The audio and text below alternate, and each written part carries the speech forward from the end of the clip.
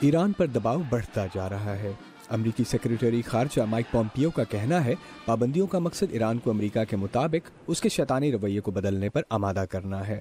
فی الوقت امریکہ سفارتی اور معاشی دباؤ پر مبنی مہم کے ذریعے فنڈنگ کے ان ذرائع کا خاتمہ چاہتا ہے جس کی مدد سے ایرانی حکومت تباہی اور بربادی پر مبنی کارروائیاں کرتی ہے۔ ٹرمپ انتظامیہ کو امید ہے کہ پابندیوں کا نفاذ ایران کے ساتھ 2015 میں طے پانے والے جوہری معاہدے کی نسبت بہتر معاہدے میں مددگار ہوگا۔ ریاست مزوری میں ریلی سے خطاب کے دوران صدر ٹرمپ کا کہنا تھا کہ وہ نئے معاہدے کے لیے تیار ہیں۔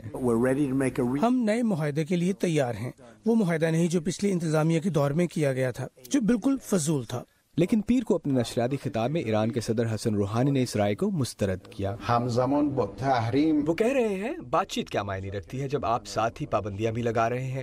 یہ ایسا ہی ہے جیسے اپنے مخالف یا دشمن پر حملے کے لیے چھرا چاقو لہرانا اور ساتھ ہی کہنا کہ ہمیں بات چیت کرنی چاہیے۔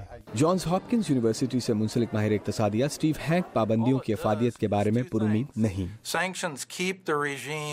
پابندیوں سے ایرانی حکومت اقتدار میں رہے گی، اور دوسرا یہ ہوگا کہ یہ پابندیاں مجرمانہ گروہوں کے لیے اسمگلنگ کے ذریعے پیسہ بنانے کو بہت پرکشش بنا دیں گی۔ ایران کئی بار تردید کر چکا ہے کہ اس کے جوہری پروگرام کا مقصد ہتھیار بنانا نہیں۔ بین الاقوامی جوہری توانائی ایجنسی کے مطابق ایران نے 2015 کے جوہری معاہدے کی پابندی کی ہے اور اپنی جوہری سرگرمیوں کی تصدیق کے جامع نظام کی پاسداری کی ہے۔